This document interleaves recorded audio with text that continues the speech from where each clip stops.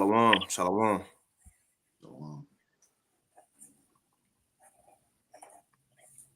Hey, Shalom. All right. Hey, Shalom. First and foremost, we want to give all praises, honor, and glory unto Yahweh. And double honors unto the apostles and elders of Great Millstone, and as well as the men that taught them. And peace and blessings to all you Akim out there who pushing his word with all truth and sincerity, and as well as to all you believers out there who believe on the gospel. And it's a couple of brothers from the Great Millstone Houston camp. Brother's name on the page, before everybody started saying their name. But the Wadi Bashim Awashah for blessing us with another opportunity to come forth, and prophesy. Prophesy, teach, whatever it may be, but most importantly, bring forth edification and Lord willing, and do be edifying. But there's a couple of brothers we just want to, as I say, open forum. We don't have a set topic, so we're just going to roll with the spirit, which is a lot going on in these times. Like Ephesians the 5th chapter say, to be circumspect because the days are evil. But before we hop into it, brothers, anybody whoever got something, the floor is yours. I got something. There's a precept to start off with, I guess. He said that the Lord brought us together to prophesy. This is Amos 3:8. Well, I started 7. It says, surely Yahweh power will do nothing, but he revealeth his secret unto his servants the prophets. The lion had roared, who would not fear? Yahweh power had spoken, who can but prophesy? All right, so we have been given, the revelation, of the scriptures, the mysteries, secrets, right? The things that, will shortly come to pass. And the Lord is showing signs in the earth that these things are about to happen. So it says, who can but prophesy? So as being, the hopeful men of the Lord, as being, those prophets, that should, spark your spirit to speak about those things, because this is what, we were basically put here to do. Okay. That fire is supposed to be burning in you to prophesy. All right. And even the scriptures even speak about covenant, to prophesy. All right, that's the greatest thing, one can do. Right. You got it. Got one real quick. Yeah, brothers, hear me? You got it. Yeah, Khan, this is Matthew 5 and verse 15. It says, neither do men light a candle and put it under a bushel, but on a candlestick, and it give a light unto all that are in the house. Hey, going into the what the brother was saying, like, if you have this information, you have understanding, you're supposed to be letting your light shine, man. So, the other first and foremost, because again, that's our job as a prophet, is to warn the people so they have an understanding of what's going on. You see, that's why the Most High have set up men to give that understanding. He have opened their minds up to where they can have the understanding, so they can give the people the warning and the understanding. You see, that's like a prophet is ordained to be a prophet. A basketball player is ordained to be a basketball player. That's how the Most High set it up. You see, so if you have been given that light, that understanding, hey, you like it says in Ezekiel, getting that blood off your hands. You see, but you got it. Kind of got a real quick one. 1 Corinthians 9 and 16. It says, for though I preach the gospel, I have nothing to glory of. And that's the importance of what we're doing, because people may think we bugged out because the Lord have us so diligent, consistent. Brothers be out there as rain, sleet, cold, hot, pushing the word. But what people don't get is that we ain't just trying to tell you to warn you for the hopes of that you save your life by believing. But the thing is, now that the Lord have entrusted us and let us into his secrets, we'll have a greater punishment if we don't tell you, if we don't be diligent about these things, man. That's why I say right here, 1 Corinthians 9 and 16, for though I preach the gospel, I have nothing to glory of, for necessity is laid upon me. Yeah, woe is unto me if I preach not the gospel. So it's necessary that we have to do this. Again, look what Yahweh Shai did to give us this truth back. So it's the least we can do by going out and push the word, doing lessons on YouTube, prophesying, so on and so forth. But that was it on that. I had another one. Shit, brothers don't be shy. This is Luke 12:47. And that servant which knew his Lord's will and prepared not himself, neither did according to his will, shall be beaten with many stripes. But he that knew not and did commit things worthy of stripes shall be beaten with few stripes. So just like you had spoke on, hey, we know what's going on.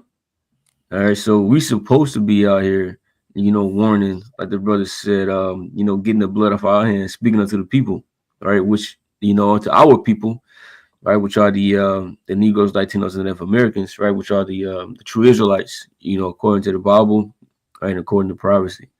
So we are supposed to be warning them, all right, whether they hear or whether they forbear, as Ezekiel said, right, of the things to come, all right. And this is an important thing to do. And if we don't do that, all right, then it's going to be a greater judgment upon us. All right.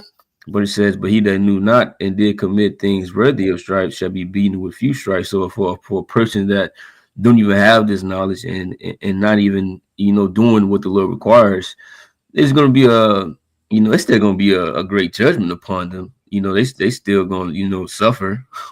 Right. But the person that was supposed to, who knew and did not do, right, it's going to be worse upon him. It says, for unto whomsoever much is given, of him much shall be required. All right. Because you knew what's up already. So the Lord holds you to a different standard, right, than somebody else who didn't. It says, and to whom men have committed much, of him they will ask the more. All right. That's it. You got it. And even Yahweh Shai said it. Now that the word have been spoken, it should be no excuse. What that is, John 15:22, that nobody should have no excuse now, because everything have been laid out from the apostles, the elders. Even that, I was thinking about this the other day to Baba Kashak, can the brother grab that John 15? But I was thinking about this the other day to why is it that the Lord have the apostles, just especially the apostles who are constantly talk about the MOTB? Like, why is that the main topic, right? Why is the apostles hall, the apostles, bishops, brothers constantly getting on these other camps? You see, it's like an overload. Like people say we overdo it. All they're doing millions of lessons on people. But why is it like that though? And it's the point to where it was said multiple times. So when judgment comes, nobody can say, "Well, I didn't know." No, I had my man tell you multiple times.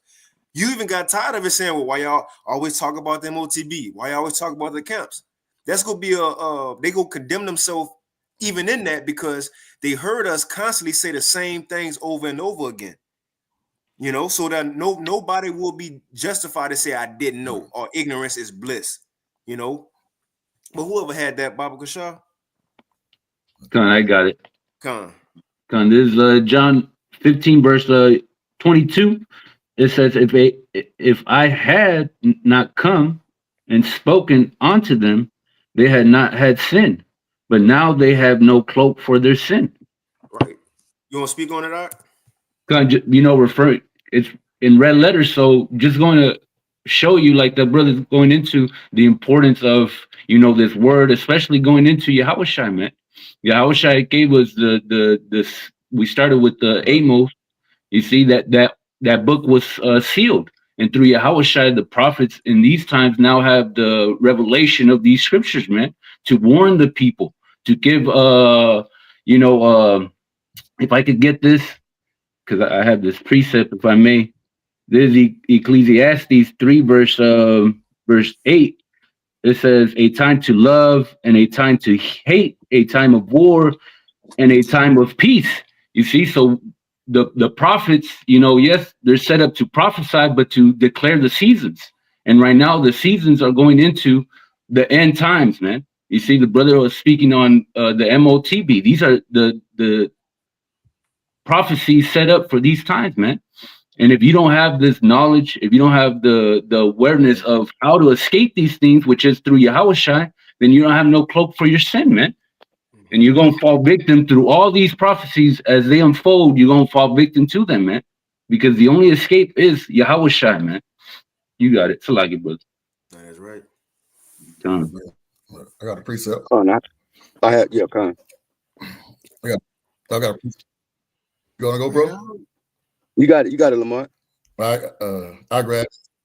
Okay, come on. Back the brothers up on let's preaching the gospel, which was the prophets is called for. So I want to get this in Isaiah chapter 34 and verse 16. Seek ye out of the Lord and read. Okay, and those are going to be the prophets. Okay, those who was given this knowledge, wisdom, understanding. All right, because 2/3 of our people, they not even paying attention to what's going on. So those who seeking out the Bible, seeking out the book of the Lord and reading is the prophets. All right, they say no one of these things was like no one of these shall fail, and that's speaking of the prophecies written in the scriptures. Okay, these prophecies is going to come to pass, whether these 2/3 believe it or not. They're going to come to pass. Okay, we in end time prophecy as we speak. Certain prophecies already. We in end time prophecy. We hear about the MOTB, the brewer up to the Jacob's trouble. All this is here now, man. We in end time prophecy, just haven't kicked out yet. All right. So one reads, no one of these things shall fail. None shall want her mate. There are no other book with these scriptures, man. With the scriptures. Right. Okay. I know the book of the dead is shit. No other book is it can compare to this living book, which is these scriptures, man. Okay, this is a lively book. All right. For the mouth, and it read, for my mouth, it had commanded.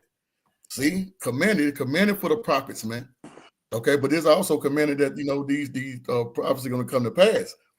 And his spirit had gathered them, and them is the prophets. His spirit had I'm gonna read it. Had gathered them, and them is the prophets, man.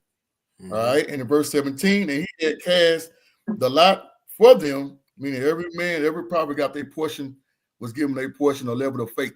All right, and his hand had divided it unto them by line, by they shall possess it forever, from generation to generation shall they dwell therein. So this speaking of also going into reincarnation, because the prophets of old is back today. Okay, to preach the gospel, man, and he's in times. So yeah, the prophets is back here, and they doing what they supposed to do, and that's preaching the gospel, man. The words of Yahweh by Shem Yahweh, man, and that's the point. Mm-hmm. I had a precept, if I may, just to what the brother had, quoted with that Romans 3 verse 3. It says, "For what if some did not believe? Shall their unbelief make the faith of the Most High Yahweh by Shem Yahweh without effect?" You see, going into these prophecies, because you're going to have a lot of unbelievers, man. You see, very few believers and a lot of unbelievers. That's the 2/3 and the 1/3, man. And here in America, there's a lot of unbelievers, man. Even within, it's a shame, but even within, those that proclaim to know that they're Israelites, man. But it says, what if some did not believe? Shall their for what Salakia? For what if some did not believe? Shall their unbelief make the faith of Yahweh by Shem Yahweh without effect? So the words of the Most High, they're still going to continue regardless, man. Just because these guys don't believe, just because they don't make it be known. You see, what is the truth? You see, what is the MOTB? You see, they could come up with whatever they want to say that it is, but the truth is out there, man. All right, the MOTB is, the MC to the hit. All right, mm-hmm. and it's out there, man. All right, it's being used. Just look it up. You don't have to go too deep. Just look up. Go Switzerland, man. They're all into that technology, man. It says, verse 4, it says, for Yahweh forbid.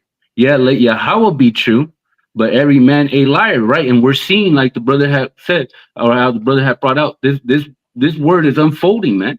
You see? And the words of this book are being proclaimed. We're seeing these things. The Most High is showing that he ain't a liar.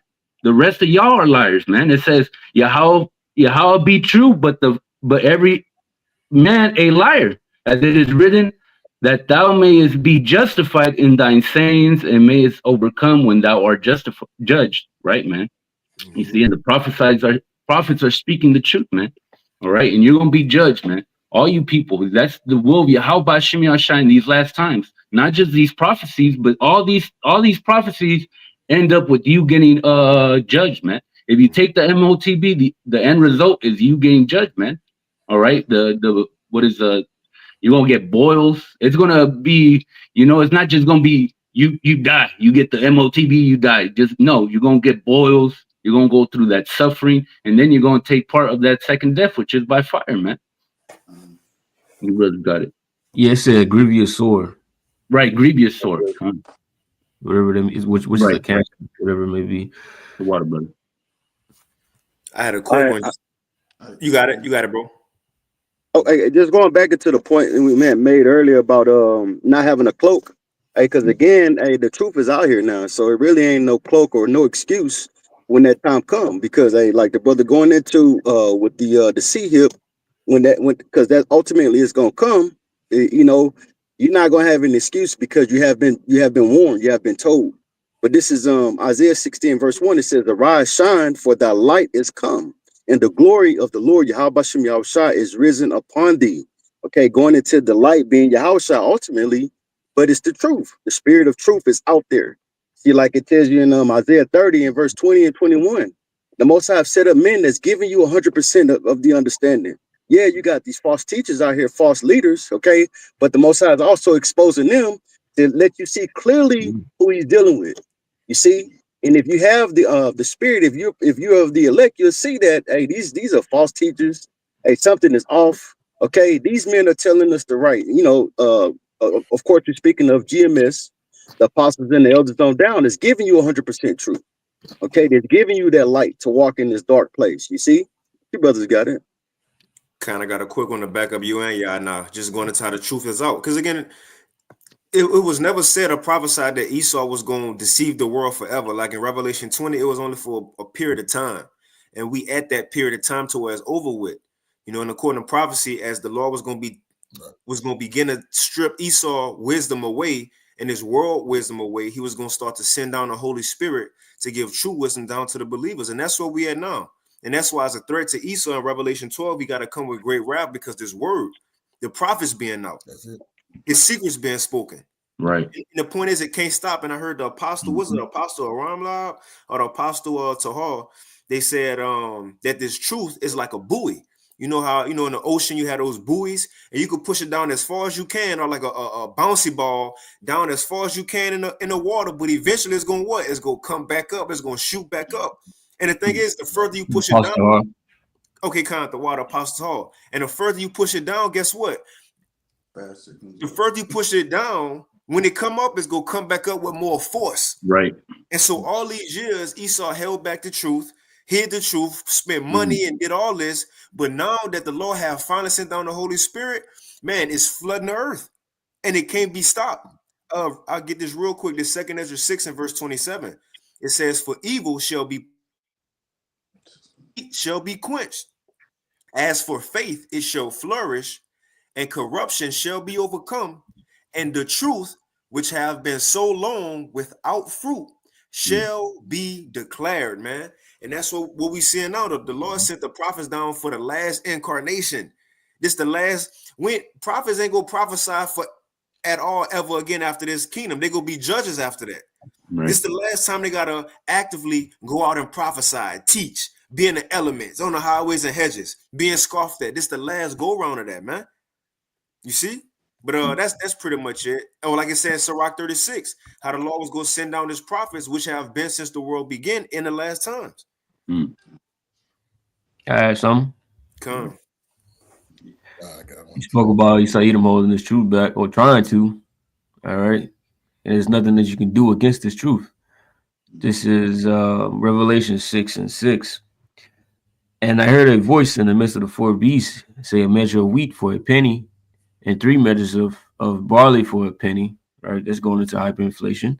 "And see, thou hurt not the oil and the wine." Right, talking about this truth, right? Because this truth, right, is wine in the scriptures is, it goes into philosophy and this and that, but it's also symbolic for the truth as well, right? And the oil, right, which says, "See thou hurt not the oil and the wine," because it was not going to be anything that could be done to stop this truth from coming out and reaching the ears of the elect. These things, were going to happen and were destined to happen by Yahweh Bashim Yahushua. Right. So that's why you see the things happening, right, that you see before you. You see men rising up all over the planet Earth, right, because of prophecy. And no matter what Esau has tried to do, all the atrocities that he's committed, right, he didn't stop this from happening. He can't stop it. Right. Another one real quick, Matthew 16:18, it says, and I say unto thee that thou art Peter, and upon this rock I will build my church, and the gates of hell shall not prevail against it. Right. So this is Yahushua speaking to the head, disciple at the time, right? Peter. Right. It says, and upon this rock I will build my church. Right. And he wasn't telling him he was going to build, an actual physical building, right? Because that's Peter's name means rock. So he was telling with him, right, that he was going to, build up, he was going to be the leader of the man that was going to bring out this truth. All right. But all of that leads onto the day as well, right, with the apostles, that we have today. Right. But it says, in the gates of hell shall not prevail against it. Right. Speaking about Esau, right, basically the devil, right, in physical form. You wouldn't go be able to do anything against this. Y'all bros got it. That made me think about Salaki, you got it, but Shamala, that made me think about, how in Daniel the 2nd chapter, how it says, in the days of these kings, so the Most High set up a kingdom, which that's talking about now in the feeding of toes, and ultimately before the physical kingdom be set up, it's the prophets pushing the word and us coming back, as the elect coming back to the Lord. Lord willing, we're a part of that, but it says, in the days of these kings, shall the Most High set up a kingdom which shall never be destroyed. The point is, if the Lord set up his kingdom now, which is it being in us, like Yahushua said, the thing is, that shows in itself the truth can't be stopped. Because if we are people before a place and we are the kingdom as a people, then that shows nobody can do nothing to it. Nobody can stop this word. It's set in stone. It have to happen, man.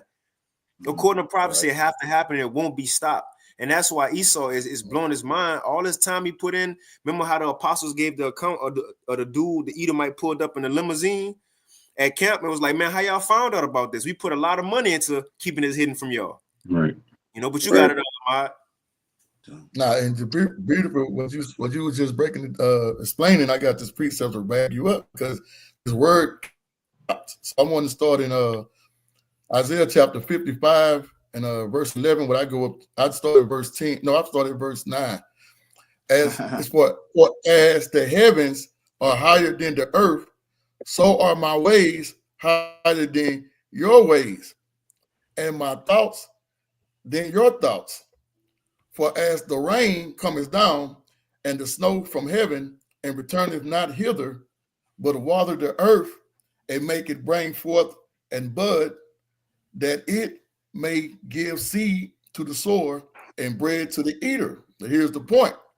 So shall my word be that goeth forth out of my mouth. All right, and in each time, mouthpiece of the Heavenly Father. Okay, we prophesy now and live right now. And then we go on the highways and byways. So we the mouthpiece of Yahweh Bashim Yahushua. Okay, but these is his words, though. These is his words. So it reads, so shall my word be that goeth forth out of my mouth. Here's the point. It shall not return unto me void. Meaning what? Whatever he said, according to the prophecies, is going to come to pass, regardless if these unbelievers believe it or not.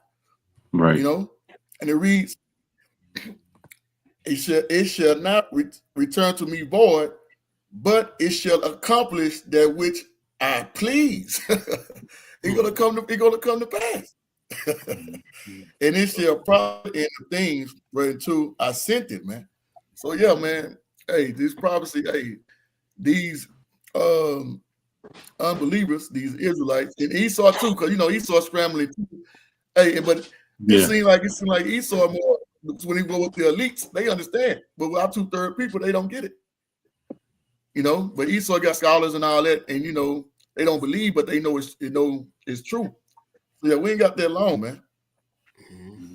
I got one to back you up. This is Isaiah chapter 46 and verse 9. It says, remember the former things of old, for I am the Most High, and there is none else. I am the Most High, and there is none like me, declaring the end from the beginning, and from ancient times, the things that are not yet done, saying, my counsel shall stand, and I will do all my pleasure. So the Lord has, Yahweh B'Shem Yahushua has declared these things that are going to come forth on the earth from the beginning. It's just up to the prophets to interpret what's going on and let the people know, because the Lord declared it from the beginning, you know, and that's what we're out here doing now, declaring the Lord's words and telling his people, hey, it's almost a wrap. It's almost over. You need to get right because the Lord is coming back. And like the brother said, it's going to happen. You don't have to believe it. You don't have to believe it. It's going to happen. I got one. Yeah, we're not out here convincing. Okay, go ahead, brother. No, you got it, brother. No, go ahead. Yes, even on your point though, that's it. That we're not out here trying to convince 2/3 of our people, because we already understand that they're not going to get it at the end of the day. This is why we preach to the elect. Okay, that's going to take heed to the message, because they are the ones that's going to take heed, that's going to be able to see the benefit of what we're saying and what we're doing. You see? But this is St. John 3 and verse 19. It says, and this is the condemnation, that light is coming to the world, and men love darkness rather than light, because their deeds were evil. You see, 2/3 of our people, they want to continue to be in a nigger state, a nigger mentality. Right. Okay, a 2/3 mentality. They want to stay like that. They don't want to change. Okay, they look at us like, okay, we tell them like we going to the dietary law. Man, I've been eating this all my life, you know. But hey, well, the laws tell us not to do it. They rather continue to eat just cause. You see, because they're set for destruction at the end of the day. And having that understanding, hey man, hey, like the scripture speaks of in Revelation 20:11, let the wicked be wicked still. That's why when we preach to the elect, because the elect is the ones that's gonna take heed. You brothers got it. Hey, I gotta say something like, well, my grandmother or my grandfather ate pork till she was 100 years old. Right. 100 years old, so I'm gonna do it too. And that made me think of Ecclesiastes 8 and 11. And that's what our people, that's in their spirit, because a sentence against an evil work is not executed speedily. It's fully set in them to do evil. So they think, well, I've been eating pork, I've been eating crawfish, crab, lobster, and I'm still good. But the thing is, that's the same shit that happened to Eve, you know, in the garden. When a serpent said, which, you know, that wicked spirit said, thou shalt not surely die. They was thinking as soon as we do wickedness, that's it. We gonna die on spot. Right. Once they seen they could do a little something, and they looking around like, oh, ain't shit happen. Ain't nothing happened. Oh, we doing it again. And again and again. So the thing is, see, our people got that same mindset. Just because you don't die right then and there, just because you don't get judged right then and there, they may not see what the Lord got planned for them, or what he holding a greater judgment for them, man. And that's what we understand. Even the thing with the pork, of course, you might not as soon as you eat it. Well, nowadays people eating shit and just dying. Like a woman had to get her limbs cut off. But people don't see the gradualism of you killing your own self by eating this stuff. Yeah. You know, but y'all got it. They can say, oh, if they've been eating this and nothing been happening to them, they still good. But they could be suffering many other things outside of just, you know, just bodily things. The Lord can just be bringing all type of judgment on them. Right. If you a spiritual person could see that. All right. But what it says, that evil people understand not judgment, not time of judgment, something like that. Right. All right. So it ain't got to be a physical disease. Oh yeah, I've been eating it and it's good and this and that and that. Oh, generations we've been doing this. All right. Well, generations getting fucked up too. Shalom, Kasai, Yabashma Shabrakata. Hey, shalom, Yabashma Shabrakata. I got one to back y'all up. Man, we about to end the lesson, man. You just come whatever you got, I'll bring it forward. But you got it, Rock. I mean, you call. Okay, this is Second Ezra chapter 9 and verse 10. It says, "For such as in their life have received benefits and have not known me, and they that have loathed my law while they yet had liberty, and when as yet place of repentance was open unto them, understood not, but despised it, the same must know it after death by pain." And that's pretty self-explanatory.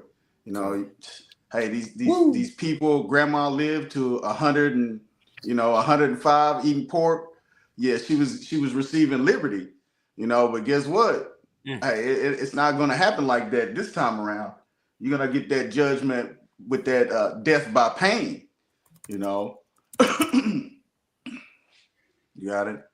Matter of fact, if I can get a real quick one, because Esdras in Second Esdras 7, and his man reading Esdras be funny at times, him going back and forth with the angel. But this is Second Esdras 7, and Esdras, he was trying to pray for the wicked of Israel. He was like, man, let me pray for our people who's suffering. And the angel pretty much told him, look, man, don't pray for them people. Just like it was told to Jeremiah, don't pray for them niggas.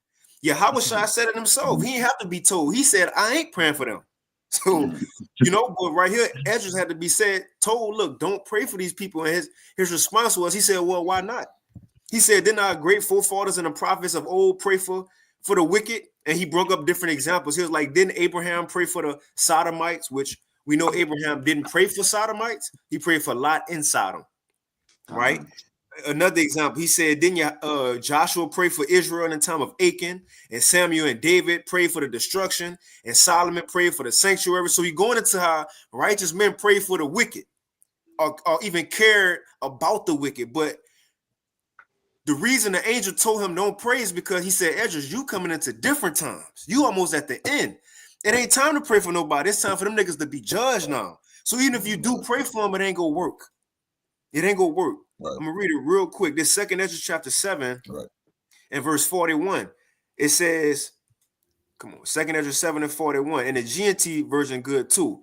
But I'm gonna read this in the KJV. It says, Second Ezra 7 and 41. Even so now, seeing corruption is grown up and wickedness is increased, and the righteous have prayed for the ungodly. Wherefore shall it not be so now also? So this Ezra's asking, well, if the righteous pray for them, why I can't then? This is the answer. He answered me and said, this present life is not the end, where much glory doeth abide. Therefore have they prayed for the weak. Look, you weren't close to the kingdom back then. It was going to be incarnation and suffering after suffering. That's why they pray for him. Now we get to the time where we about to get glory. But it says, but the day of doom shall be the end of this time and the beginning of the immortality for to come, wherein corruption is past. And it's the point. It says, intemperance is at an end, fidelity is cut off, righteousness is grown, and truth is sprung up. And then shall no man be able to save him that is destroyed. So a prayer for these people won't work anyway. If the Lord got a judgment set, for example, like Alazar, what you fasting for the nigga for? What are we fasting for him for? For what? For what? Look, the Lord had him do that just to be exposed and judged, man. We're in a time where prayers for people might not work as they did in the past, because judgment is a different time. It says, then shall no man be able to save him that is destroyed, nor oppress him that have gotten a victory. And those who believe, nobody won't be able to take them out of the hands of the Lord. They're gonna be fully protected in these times. But the other people, as you read, in a liberty, they didn't show reverence to the Lord. Well, now you got to dwell in torments, man. But y'all brothers got it. Time. And just, if I may, bring out the Second Ezra chapter 7 and 19. It says, and he said unto me, there is no judge above Yahweh, and none that hath understanding above the highest. Just going into how it's the Lord Yahweh who put forth that judgment on Alazar. There's nothing or these people can do or go to try to petition and say, well, that that judgment wasn't right. The judgment wasn't this. That's the judgment of the Lord that was laid out for all of Israel to see. Yeah.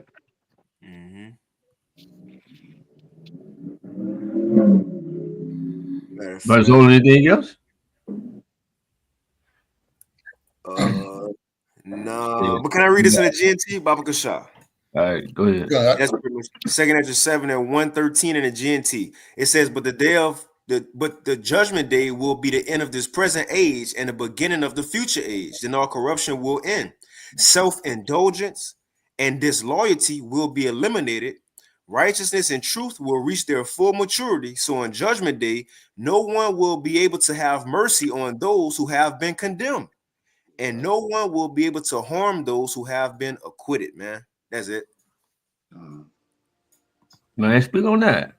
No, I mean, shit, hey, like the call like to say, it's self-explanatory. Well, hey, it's self-explanatory. Hey, You know, but no, that's it. When the time to the Right. righteous is gonna be spared, and nobody can stop the elect from being elect, and then the wicked about to get judged, nobody can stop them or take them out of the judgment of the Lord, man. That's why hey, it's an important time right now to separate from this world, you know. But you got it, bro. yeah, I'm trying to get a second. Oh, got something. Second Ledger 16 and 3, right? This is going to the destruction of Babylon the Great, but this can apply to to judgment going upon wicked people as well. All right. Second Ledger 16 and 3. A sword is sent upon you, and who may turn it back? A fire is sent among you, and who may quench it? All right. Plagues are sent unto you, and what is he that may drive them away?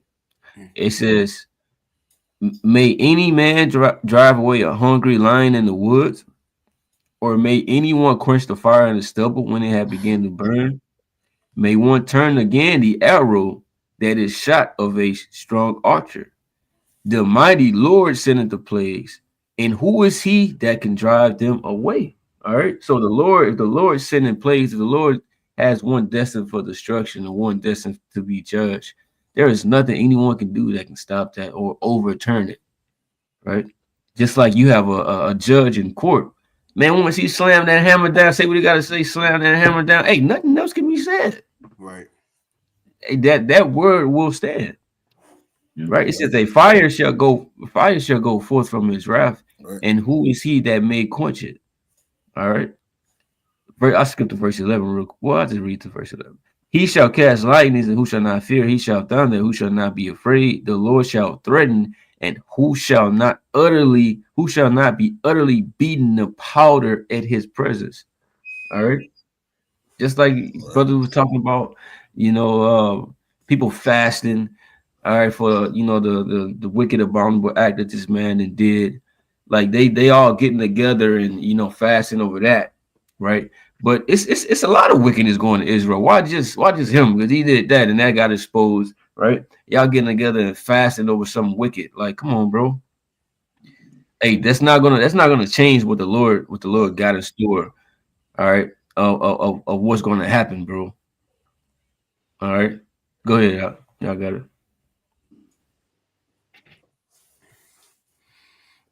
I don't know. It's getting kind of. I want to grab this. You got it out. Ezekiel chapter 33. Was speaking on how the prophets, like we out here giving that blowing that trumpet. And that's part of the prophet's duty is to warn the people, and that's whether they hear or forbear. And because we started out going into the prophets and we prophesying and our people not taking heed in it. So I want to get this in Ezekiel chapter 33 and verse 7. So thou, son of man, I had set thee a watchman, which that's another name for the prophets, the right? Those men are the prophets of Israel, the watchmen, the prophets, and to the house of Israel. Therefore, thou shalt hear the word at my mouth and warn them for me. And that's basically what we're doing. Because the brothers just brought out, say they want to have no sin for their cloak. Okay. So that's what we're telling them, amen. We out here prophesying about the evil times to come, Right. So we out here doing it. And it reads verse 8, when I say unto the wicked, O wicked man, surely die, do not speak to warn the wicked from his way, that wicked man should die in his iniquity, but his blood will I require at thy hand. And that's why we out there prophesying, because we getting the blood off our hand. That's why they come and scoff against all them Hebrew Israelites. No, we doing the duty too, man. We got to get the blood off our hand because we don't want y'all going to be the same as position of y'all. You know, so we don't supposed to do. Verse 9 it reads, nevertheless, if thou warn the wicked of his wicked of ways to turn from it, if he do not turn from his way, he shall die in his iniquity, but thou hast delivered thy soul, man. And that's what we're doing. So when we go out and prophesy and warning these jakes to turn from their wickedness, and they hit the hand down. Hey, you really not hitting the hand down at us. You're doing that to Yahweh Bashim Yahushua. We just the messengers, man, the watchmen. You know, we just make sure the word get out as we was called to do and warn y'all. That's it. You know. Message. Right. I got one. 2 Corinthians 5:11. Knowing therefore the terror of the Lord, we persuade men. All right, so that's something to fear. The Lord said, "Hey, if you don't do this and you don't speak this word unto the people, hey, shit, I got something for your ass." Hey, and by seeing the great judgment that the Lord has done throughout the scriptures and seeing the judgments that He's constantly doing. All right, hey, we don't want no part of that. Okay, so we trying to do all that we can to escape the judgments to come. The Lord is terrible in judgments. God. There you go, Shamala. All right, you see it, Ak. We see it, man.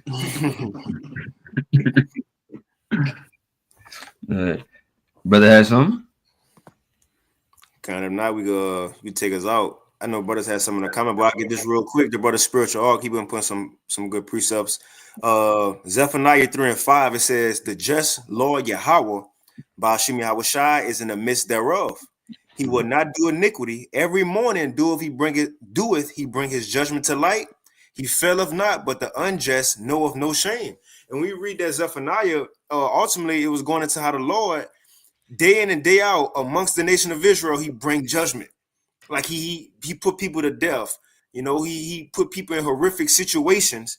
And it says he bring his judgment to life and he failed not. But this is the thing, as he's still doing that, the unjust know no shame. Our people don't get it that the Lord judging you. They can continue in it. They don't see that as a judgment or consequences from a higher power of their actions. So they continue doing what they was doing. And that's why your Korban precept was perfect. That in the time you had liberty, you didn't show the law no reverence, man. Right. Even when the law was judging, you still ain't consider your ways. You didn't have that conviction to change. But now, since you didn't have that conviction, now you're gonna have to be condemned. You know, but that was it on that. But shit, if brothers ain't got nothing else, Shamala, you could take us out, bro. No, you got it. You take it out. But shit, bros, got anything else? Well, I got one. No, go ahead, brother. Read it out. Hold on. Brothers is holding on the precepts. Oh, man. Nah, just real quick. Just going into that through the terror of the Lord, we persuade men. This is that 1 Timothy 5:20. It says, "Them that sin rebuke before all." You know, and also what point that Lamad was making, getting the blood off our hands. But them that sin rebuke before all, that others also may fear. So the elect of the house of Israel, when they see this rebuke, this correction, you know, all these things going out, you know, it's going to put them back on that right track and put them in the mindset that, man, I need to be watching what I'm doing, being circumspect, you know, walking uprightly. And man, that's mercy of the Heavenly Father, because it's a constantly reminder that, man, hey, we got a certain rule set or mindset to be operating in, you know, that's different from the world and everything. So it's, you know, it's mercy and it's love also with that rebuke and that correction that goes out. But through the terror of the Lord, man, we're going to continue to persuade men. You got it. That's right. What kind? If brothers ain't got nothing else, we'll go ahead and end it right there. And again, you know, Lord willing, this lesson was edifying. You know, we just kind of got together through the Spirit. And again, the Wadi Bashim Yahushua for allowing us to bring forth another sacrifice. We just want to do some open form, Lord willing, we stay consistent with it. You know, but we'll go ahead and end it right there. And once again, we want to give all praises, honor, and glory unto Yahweh.